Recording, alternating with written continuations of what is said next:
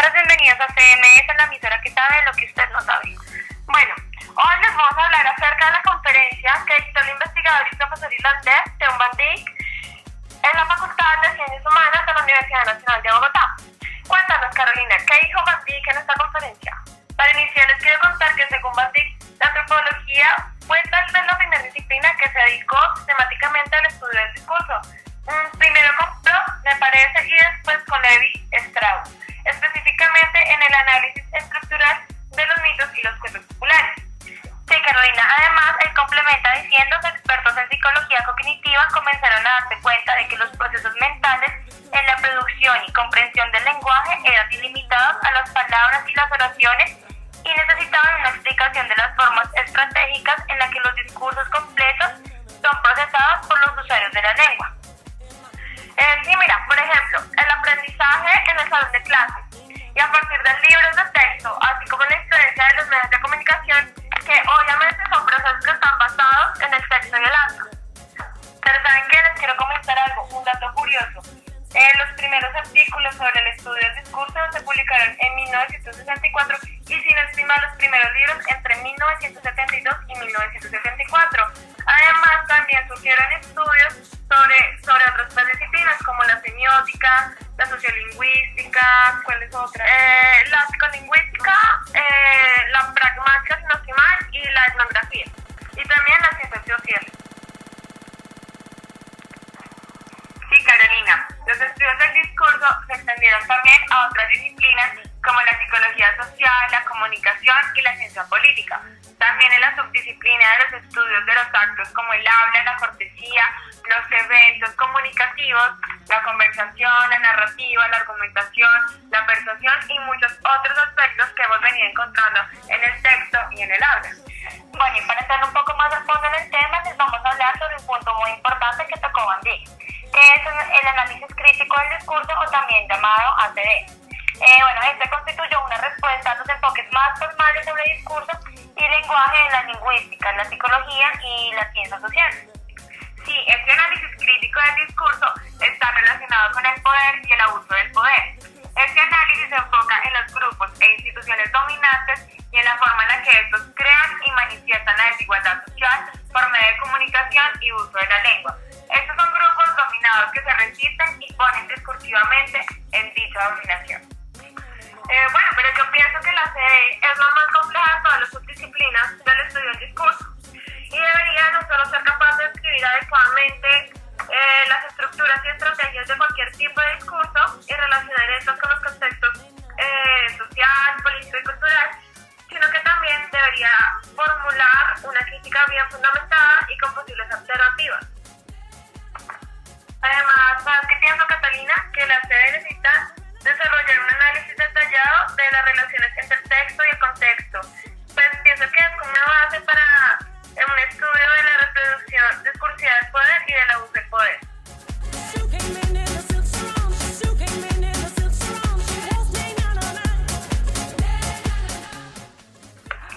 Como veníamos hablando ahorita del poder, este poder social es un control, es decir, es el que un grupo o institución ejerce sobre otras personas. Este grupo es coercitivo, poder policial o poder de hombre sobre mujer.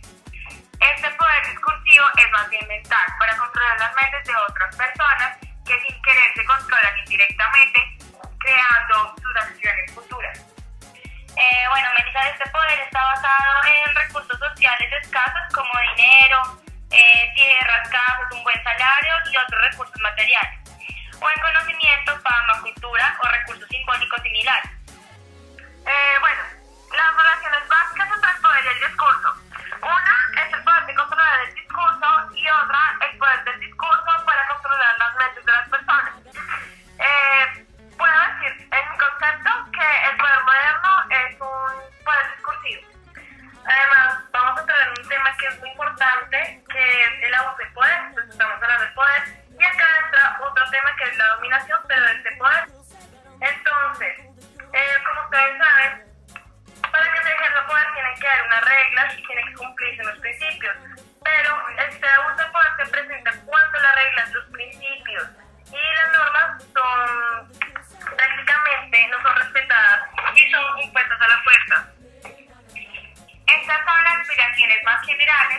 del análisis crítico directo. Es de luego suministrar juicios muy detallados de esta relación entre estructuras del discurso y sus contextos sociales y políticos. Este análisis debe describir y explicar exactamente tales élites de poder que controlan los aspectos de los textos y contextos públicos y cómo estos influyen en la mente de las personas y posiblemente en las acciones que éstas realizan. Esto es una tarea difícil y requiere teorías y análisis sofisticados.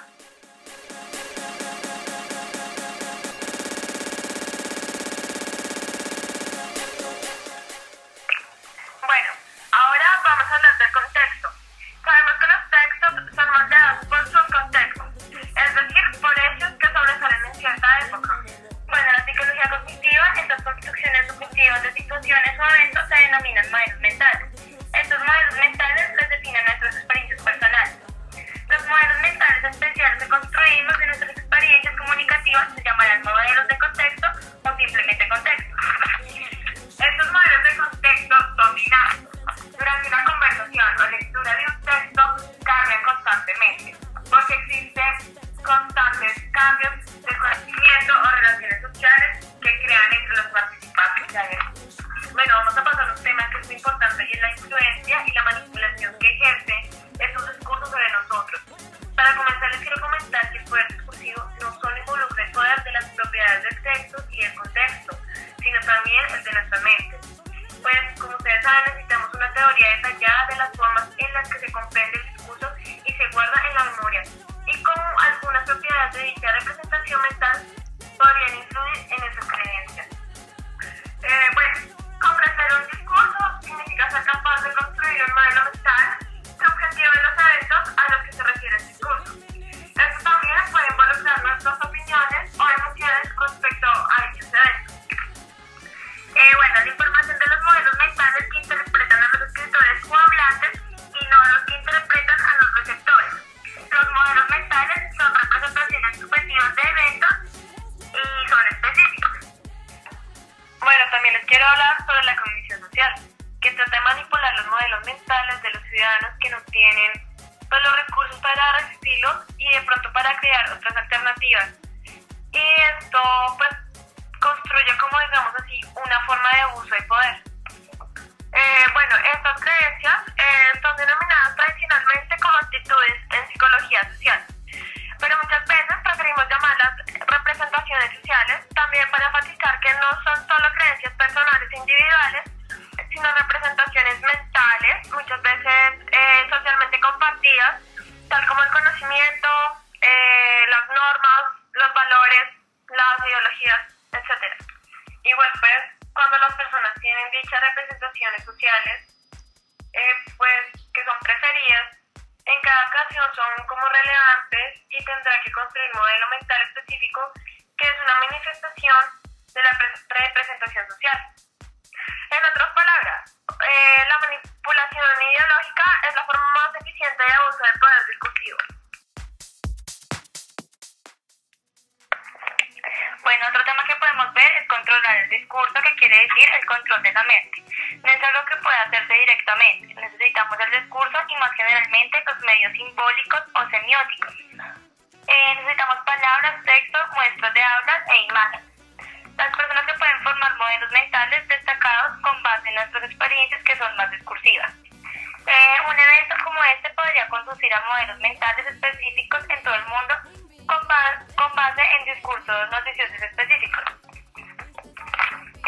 Estos temas controlan las mentes de las personas, como la opinión pública, las élites simbólicas que tienen acceso preferencial al discurso público. Necesitan controlar dicho discurso público. El discurso involucra el texto y el contexto.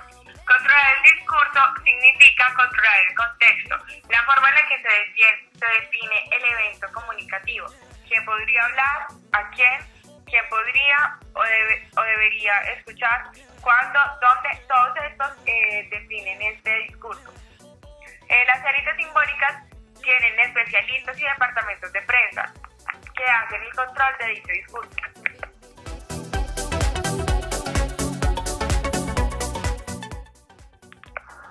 Los temas que representan el significado global y que son técnicamente descritos como macroestructuras semánticas, son quizás las estructuras más importantes del discurso, ya que controlan la coherencia total.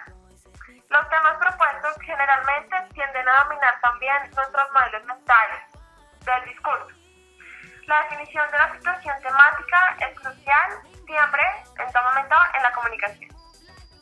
Bueno, otro tema son los significados locales o temas. Estos son los que controlan los significados locales y los que surgen de ellos, expresados por palabras, frases, oraciones y párrafos.